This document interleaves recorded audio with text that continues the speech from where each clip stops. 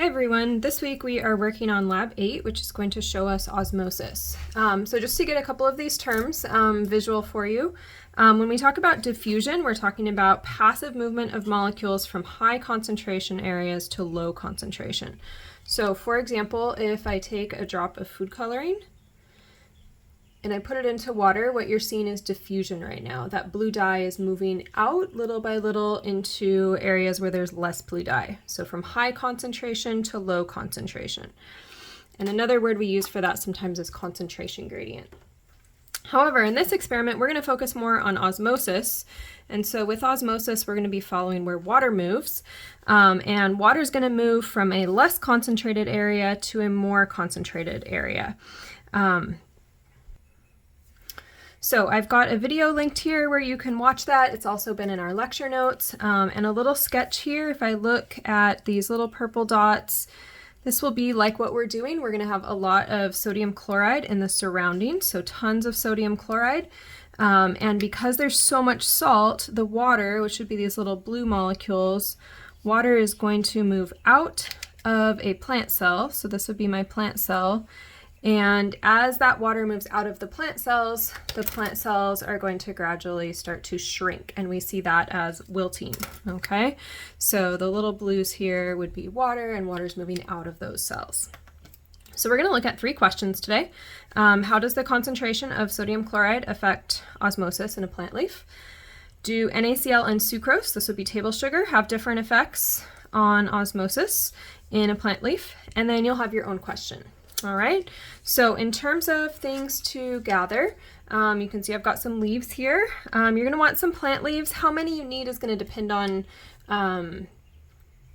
how large your leaves are, but things that are broad, thin, easy to wilt.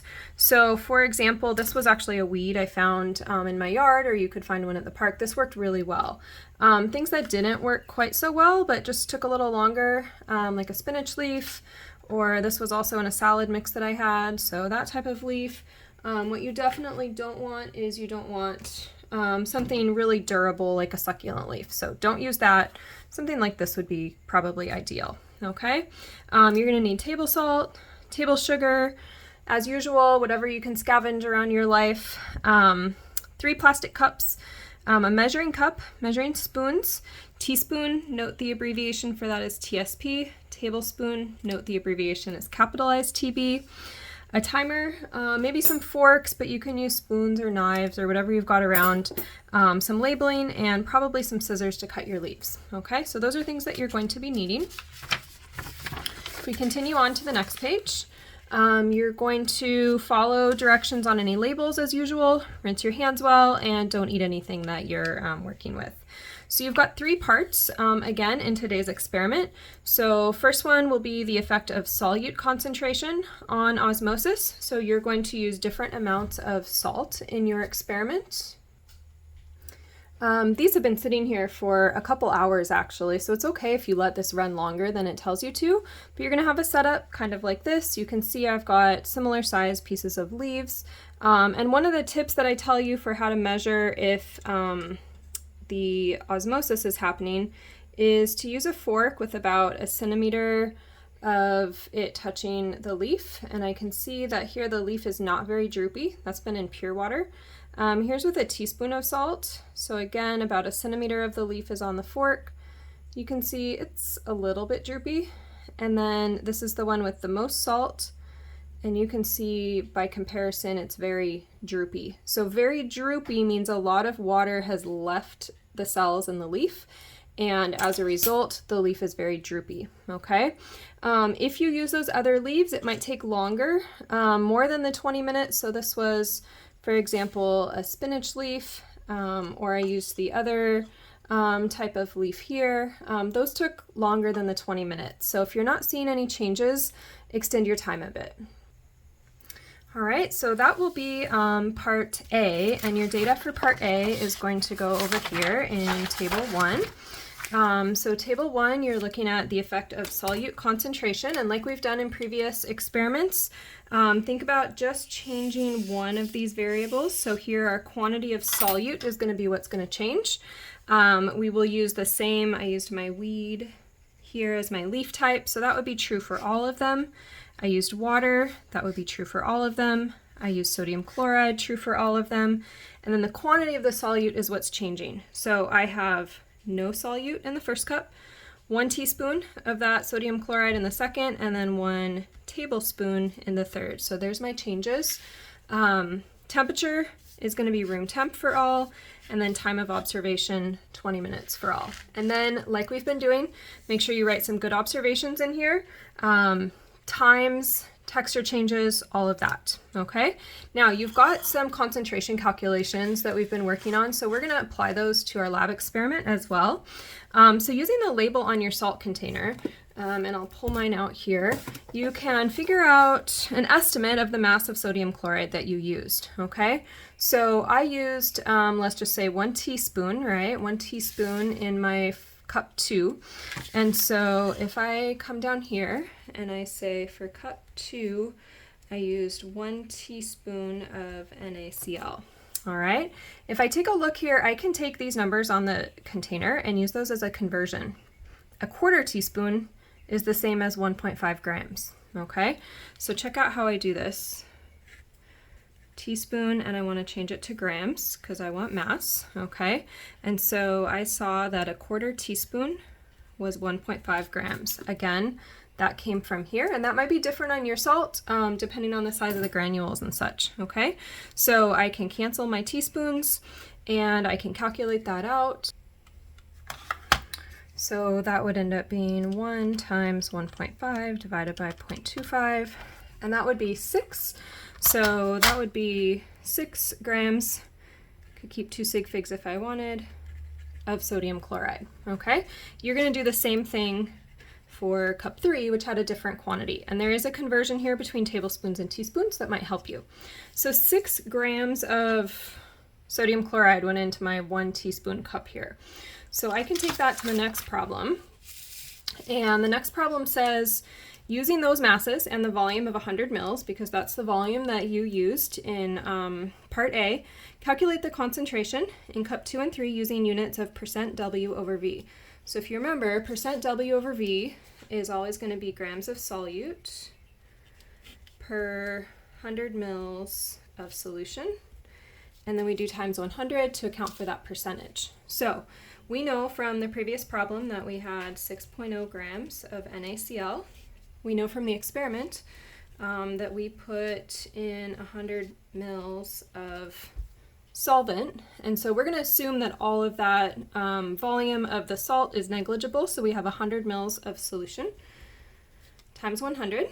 Okay, so this is going to be my %W over V, mass over volume times 100, and you can see right now this is going to come out to, with or without the 0.0, it'll be okay, but 6 divided by 100 times 100 is 6% W over V of NaCl. And with parentheses or without, this is a 6% solution, okay?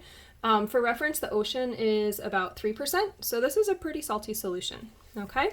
And then like you've done in other experiments, you're going to draw a scientific conclusion and support it with evidence from your data and chemical principles, okay? Backing up to see just a couple of those chemical principles, you're going to be looking at things like concentration, okay?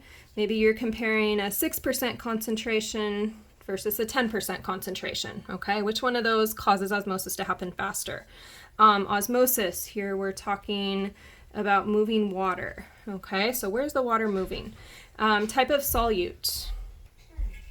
Type of solute, so that might be comparing between the NaCl and the sucrose later in the other parts. And then time and rate of osmosis. So did we see changes at 5 minutes, 10 minutes, 20 minutes? Maybe you leave it sit for a really long time if you've got cups and space, a couple hours.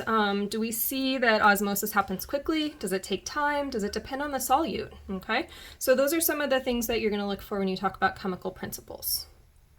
So just continuing with a quick glimpse at part B here, effect of solute type on osmosis. Now you're going to switch your solute and use sodium chloride and sucrose. And then you're just going to do one additional experiment, so one other variable and you'll fill that in just like you've done in the past, okay?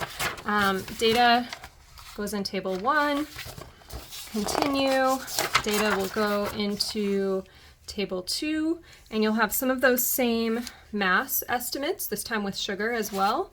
You'll have additional masses and volumes to find concentration in %W over V. And then you have a little bit more challenging problem, which is going to be to find the molarity, okay?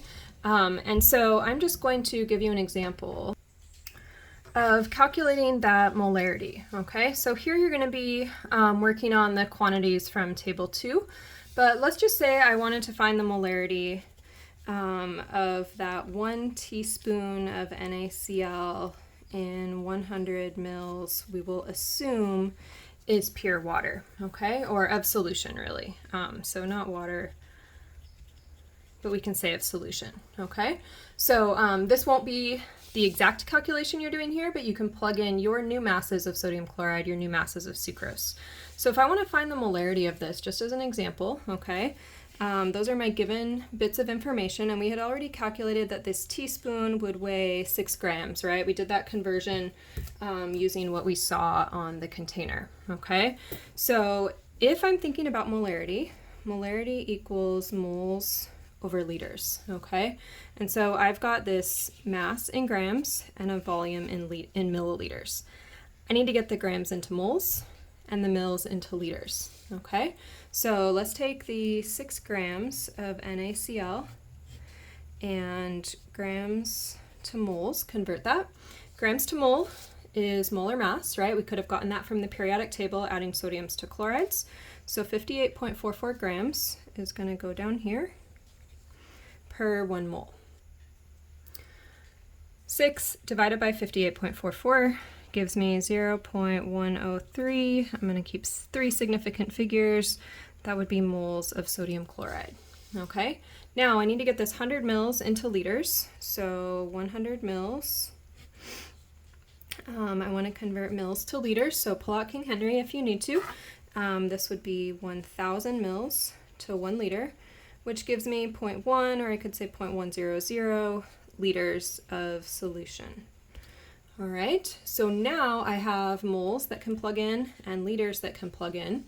And so as I work this to find this molarity, the molarity of this salt solution is going to be 0.103 moles per 0.1 liters. And when I do that in my calculator, 0.103 divided by 0.1, it gives me 1.03. Okay, so this would be 1.03 molarity of NaCl. All right, so that's going to be an example of how you would solve for molarity here. It'll be some practice, so then you'll have the molarity of the salt solution and also the molarity of the sucrose solution. All right, based on your results, give a scientific conclusion, data and principles. And then wrapping up, part C, you're going to have whichever variable you choose to use. So maybe you want to use a different type of leaf, different type of solute, different amount of time, whatever it is you want to change. Write up your results on that. And then finally, pictures. So you should have 6 pictures. There's 6 bullet points here. The cups with the leaves, that would be like looking at this. And then you would also then use some type of picture, like I had the drooping on forks picture, to show those leaves after 20 minutes or longer if you do longer than that. Okay, so that is your experiment. Start early, ask questions before it's too late, and I hope you have some fun.